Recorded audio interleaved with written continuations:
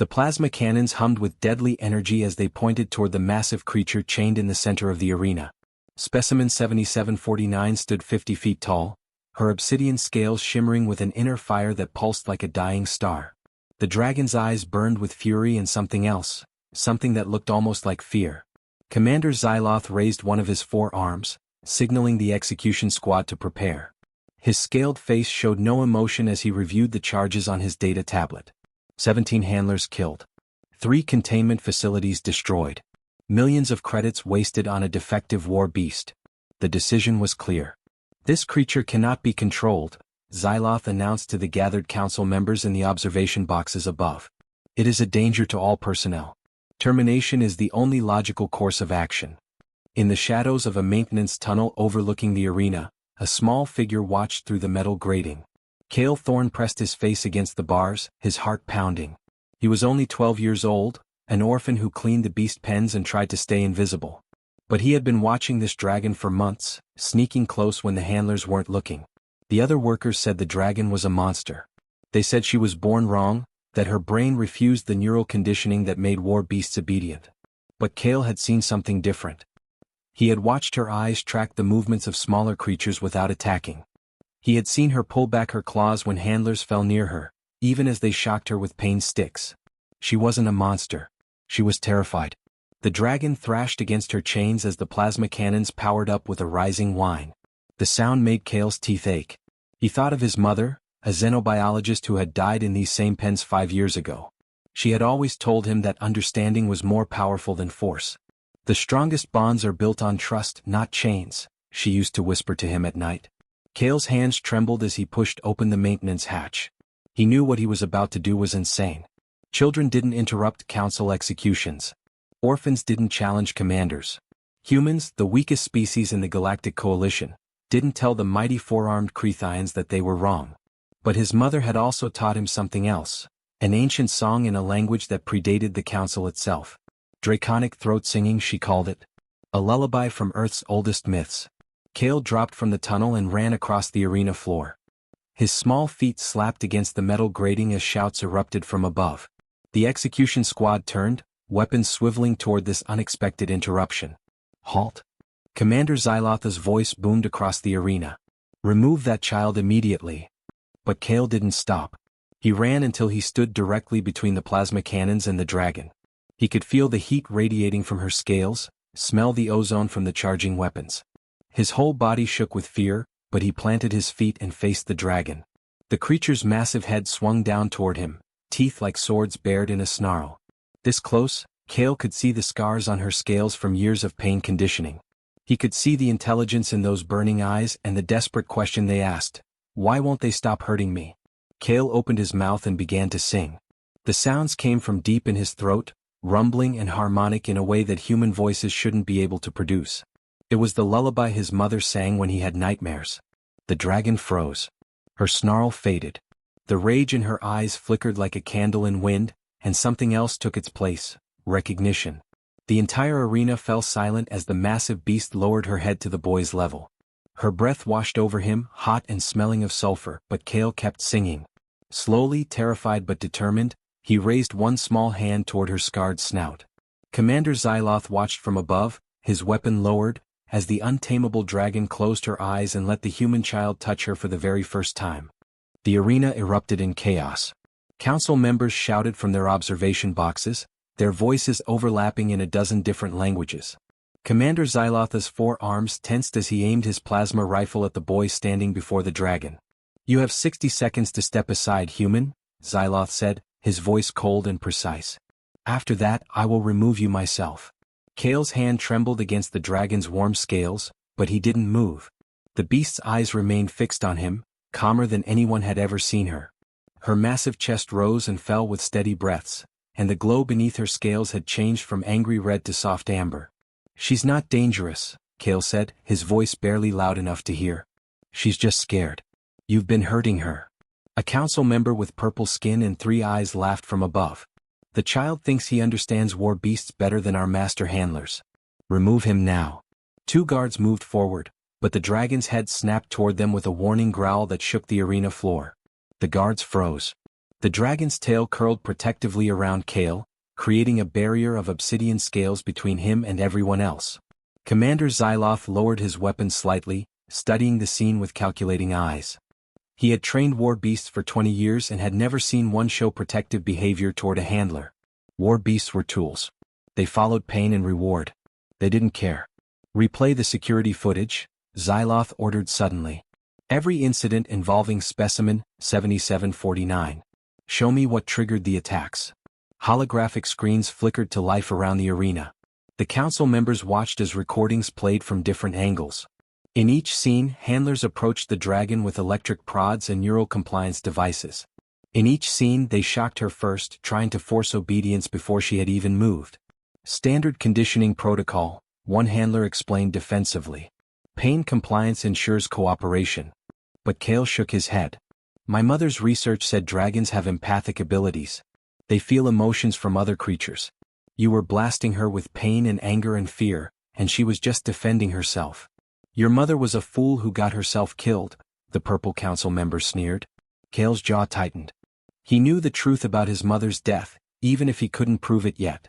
She had discovered something about these dragons, something important enough that someone wanted her research destroyed. Commander Xyloth held up one hand for silence. There is an ancient provision in council law, he said slowly. If a war beast accepts a true bond with a handler, that beast cannot be terminated. The bond is considered sacred. That law is thousands of years old, another council member protested. No one has formed a true bond in centuries. We use neural shackles now. Nevertheless, the law exists, Xyloth replied. He turned his gaze to Kale. Can you control this beast, human child? Can you make her useful to the council? Kale looked up at the dragon's massive face. Her eyes met his and he felt something strange, a warmth in his chest that wasn't his own emotion. It was hers. Hope mixed with fear and a desperate need to be understood. I don't want to control her, Kale said quietly. I want to be her friend. The council chamber exploded with angry voices. Friendship with a weapon was absurd. Dangerous. Impossible. Commander Xyloth raised all four arms for silence. I propose a trial period. 30 planetary rotations. The boy and the beast will train together. If they can demonstrate cooperation and combat capability, the bond stands. If not, he didn't need to finish the sentence. A senior council member with silver feathers nodded reluctantly. Agreed. But if that creature kills one more being, both she and the boy are destroyed. No exceptions. As guards led Kale toward the dragon's reinforced habitat, an assistant rushed to Commander Xyloth with an urgent message tablet. The commander's expression darkened as he read the report. The Velkar swarm has breached the outer rim, he announced. They've destroyed the colony on Threshold Station. 2 million casualties. The council members fell silent. The Velkar were the galaxy's nightmare, biomechanical horrors that consumed everything in their path. Every weapon would be needed to stop them. Xyloth looked at the small boy walking beside the massive dragon. 30 days, he muttered to himself. Let us hope it is enough. 15 days had passed since the trial began, and Kale's hands were covered in burns and scratches. The dragon habitat had become his home, a massive reinforced dome where Ember, the name he had given her, could move freely. Each morning, spectators gathered outside the transparent walls to watch the orphan boy attempt the impossible. He will fail, Master Vorn said to the crowd. The veteran beast handler had trained war dragons for 40 years, and his pride had been wounded by a child's interference. Dragons require discipline and pain. The boy offers treats and games like she is a pet. Inside the dome, Kale threw a metal sphere high into the air. Ember's head tracked the movement, then a precise burst of plasma shot from her mouth, melting the sphere before it hit the ground. Kale grinned and patted her leg. Perfect. Now try the ice breath on the next one. Ember rumbled deep in her chest, a sound Kale had learned meant she was thinking. The next sphere flew upward, and this time she exhaled a beam of freezing energy that encased the metal in solid ice. It shattered when it struck the floor. The spectators murmured in surprise. War dragons were supposed to have one breath weapon, determined by their genetic engineering. Ember could switch between 3 different types: plasma, cryo-freeze, and an electromagnetic pulse that disabled technology. She chose which to use based on the target. Commander Xyloth watched from his private observation booth, recording everything. His opinion of humans was slowly changing. The boy had taught the dragon problem-solving skills in 2 weeks that most beasts never learned in their entire lives. But not everyone was impressed. That night, as Kale slept in the small room attached to Ember's habitat, Master Vorn and 2 other handlers entered the control center. They accessed the training system and uploaded new code. A malfunction, Vorn said with a cruel smile. Tragic, but these things happen. The next morning, Kale entered the training arena for their routine exercise. Ember waited in her starting position, relaxed and ready. But when Kale activated the training sequence, combat drones dropped from the ceiling, dozens of them, their weapon systems glowing red instead of the usual training blue. Ember, defensive position. Kale shouted as the first drone fired a plasma bolt that scorched the ground near his feet. Ember roared and lunged forward, but her safety restraints activated, locking her legs in place with electromagnetic clamps. This wasn't supposed to happen during training. Someone had sabotaged the system. Drones circled Kale, their weapons charging. He rolled behind a barrier as energy blasts tore chunks from the floor. His heart hammered in his chest.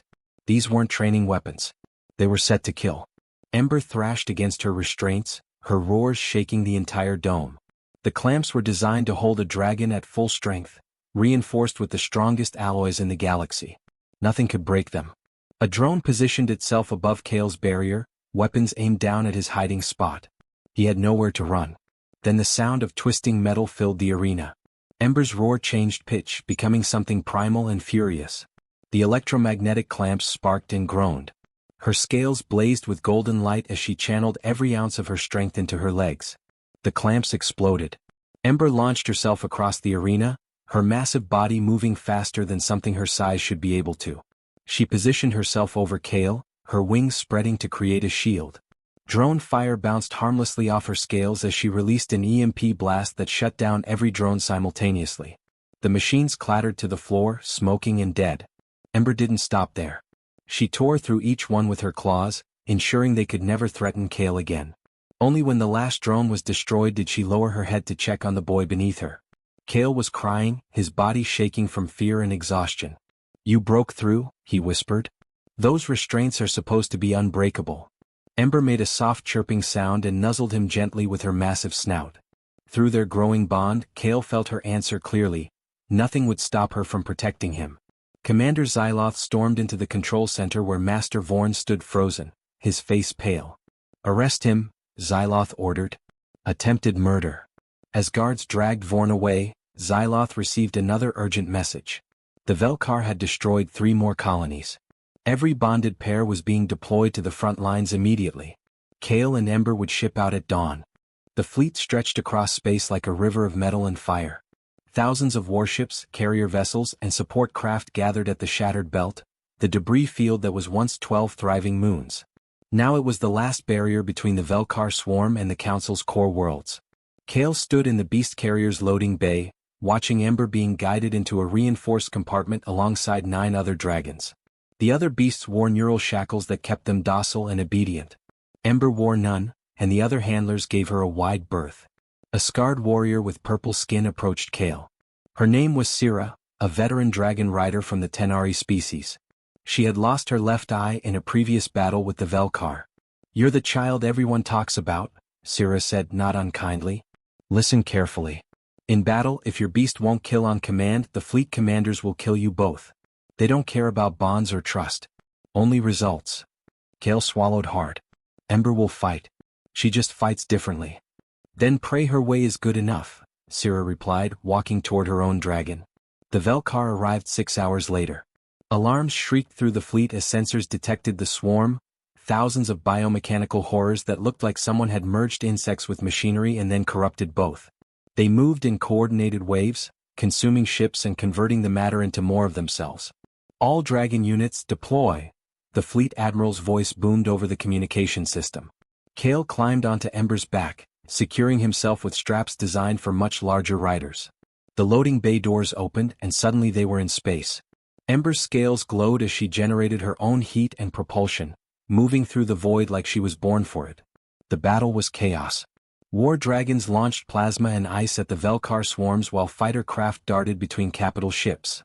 Explosions lit up space in silent bursts of color. The shackled dragons fought with mechanical precision, responding to direct neural commands from their riders. But Ember fought differently. She anticipated threats before Kale even saw them, rolling to avoid enemy fire and positioning herself to protect damaged friendly ships. When a Velkar cluster surrounded a crippled cruiser, Ember dove toward it without being ordered. "What are you doing?" Kale shouted, but he felt her intention through their bond. "Trust me." Ember unleashed her plasma breath, cutting through the Velkar like a blade. Then she grabbed the cruiser's hull with her claws and pulled it away from the swarm, dragging it behind the fleet's defensive line. 300 crew members survived because of her initiative. Commander Xyloth, leading a battle group from his command ship, watched the tactical display with growing amazement. Every other dragon followed programmed attack patterns. Ember adapted and improvised. Then Kale noticed something strange. When Velkar drones got close to Ember, they hesitated, almost like they recognized her. When she destroyed them with her plasma breath, something unusual happened. Instead of just exploding, the corrupted biomatter seemed to purify, reverting to clean organic material before dispersing into space. "Commander, are you seeing this?" Kale transmitted to Xyloth's ship. "I see it," Xyloth replied, his voice tight with realization. "Your dragon isn't just destroying them. She's cleansing them." Before Kale could respond, a massive shape emerged from behind a destroyed moon. The Velkar mothership was the size of a small planet, its surface crawling with corrupted technology and twisted biological matter. It pulsed with sickly green light. Xyloth opened a private channel to Kale. "I need to tell you something your mother discovered before she died. The dragons weren't created by the Council. We found them in ancient ruins and reverse-engineered them. Your mother learned the truth. The Velkar and the dragons come from the same ancient civilization. The Velkar are a corrupted weapon that went wrong. The dragons were meant to be the cure." "Why didn't you tell anyone?" Kale demanded. "Because only a freely bonded dragon can access their true cleansing power. The Council didn't want to give up control." The fleet admiral's voice cut through all channels. "All units, retreat. We cannot win this battle. Fall back to defensive line Beta." But Kale looked at the mothership and felt Ember's determination through their bond. 12 other dragon riders, including Syrah, moved to formation around them. They had all witnessed what Ember could do. "With respect, Admiral," Syrah transmitted, "we're going in." 13 dragon riders dove toward the Velkar mothership while the rest of the fleet retreated. Kale's heart pounded as Ember led the formation through a storm of enemy fire. Behind them, Syrah and the other rebel riders followed, their dragons glowing like falling stars against the darkness of space. The mothership's surface opened like a massive wound, revealing an entrance into its corrupted interior. Ember didn't hesitate. She plunged inside and the others followed. The interior was a nightmare. Twisted metal and pulsing organic matter covered every surface. The walls breathed. Technology from 100 consumed civilizations jutted from the corrupted flesh at odd angles. Velkar drones emerged from the walls, attacking in waves. 6 riders fell in the first 10 minutes, their dragons overwhelmed by sheer numbers. Kale watched their lights go out on his tactical display and felt sick. These people had trusted him and now they were dying. "Keep moving forward," Syrah shouted over the communication channel. "Make their sacrifice mean something." Ember burned a path deeper into the mothership with golden plasma that seemed brighter than before. The remaining dragons stayed close, fighting as a coordinated team rather than individual weapons. Every time Ember's cleansing fire touched the corrupted matter, it reverted to clean biological material before dissolving. Finally, they reached a massive chamber at the mothership's core. Kale's breath caught in his throat. In the center of the room lay an enormous dragon skeleton, easily twice Ember's size. Its bones were black and corrupted, pulsing with the same sickly green energy that powered the entire Velkar swarm. Cables and biological conduits connected to every part of it, feeding off its ancient remains. "It's a dragon," Kale whispered in horror. "The Velkar consciousness is built from a dead dragon." Through his bond with Ember, he suddenly understood the full truth.